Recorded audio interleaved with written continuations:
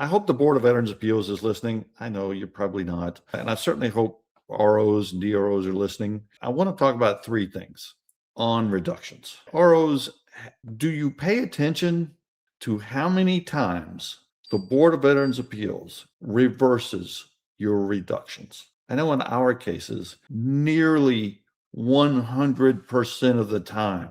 Do you think you might be doing something wrong if they are reversing your reductions almost 100% of the time? There's one phrase you need to let sink into your head. Sustained material improvement that is reasonably certain to continue under the ordinary conditions of life and work. That's it. That is the phrase, the standard that the board uses to reverse most of your decisions. That the evidence does not show sustained material improvement that is reasonably certain to continue under the ordinary conditions of life and work. Because if you haven't shown that, you cannot reduce.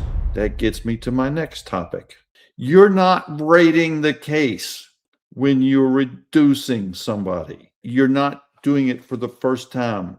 You got to keep in mind these completely crappy DBQs that you're looking at. I'll give you an example. A heart condition. Well, let's take headaches. Vet's rated 30%. He's trying to get rated for 50%. Goes in for an exam. The examiner, you find out later, after marking that the veteran does not get prostrating attacks at all, did not ask the veteran if he had prostrating attacks. Moreover, you asked the veteran, you know what prostrating means? He's got no clue what prostrating means because the examiner didn't ask him. The examiner didn't explain it. Hey, do you get headaches that completely lay you out? You have to go into a dark room and lay down. Oh yeah, I get 2 or 3 of those a week. That's a prostrating headache attack. But that's also a medical term that most laymen don't know. You go in for a heart exam, vet's at 60%. You can't walk across the room without getting winded. The examiner comes back and says, he's got a 7 to 10 mets. You ask the vet, did the examiner ask you how much you can do before you get winded? No, they didn't ask me anything like that. Then how do you know it's 7 to 10 mets when all the other previous exams show the mets are 3 to 5 or even 1 to 3? Keep in mind, raters, you're not rating this thing for the first time. You need to look at the evidence and ask the question, is there sustained material improvement reasonably certain to continue under the ordinary conditions of life and work? And does that examination you're looking at show that?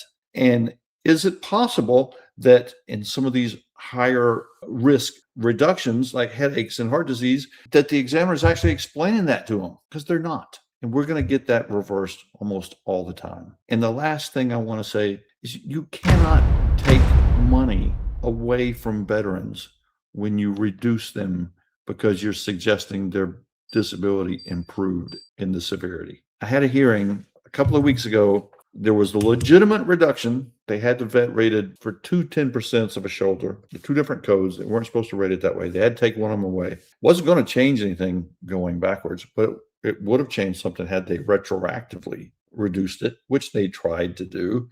And the notification letter said right in the letter, this is likely going to result in an overpayment. I don't know what they're teaching you guys nowadays. A reduction based on improvement or your own error cannot result in an overpayment. The majority of reduction hearings I've had lately is not because I couldn't win the reverse stop the reduction without a hearing. It's because I had to have a hearing to remind VA employees that you can't create an overpayment. But the language that you're putting out there is going to do exactly that. And the way you're keying it into your system in the background is going to send a message to the Debt Management Center. And they're not going to look in VBMS because they don't use VBMS. And they're just going to send out a debt collection letter when there's been no notice of an overpayment, all because you guys are simply not paying attention. Cut it out. Stop reducing people so much, for Christ's sakes. Hey, Nate here, Hill & Ponton's video guy. The video you just watched is expanded on further in this one right here. Learn something more, increase your rating. As Matt always says, knowledge is power. So go ahead,